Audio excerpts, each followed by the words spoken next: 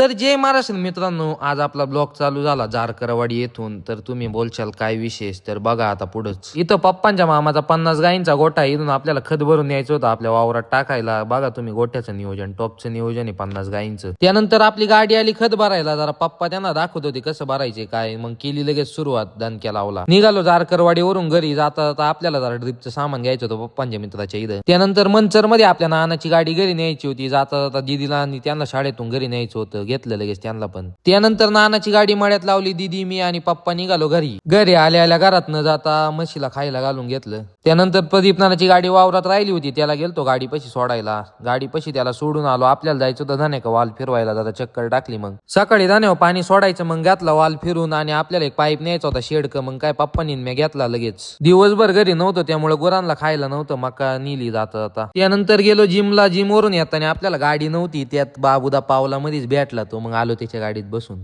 तर असा होता आपला आजचा दिवस.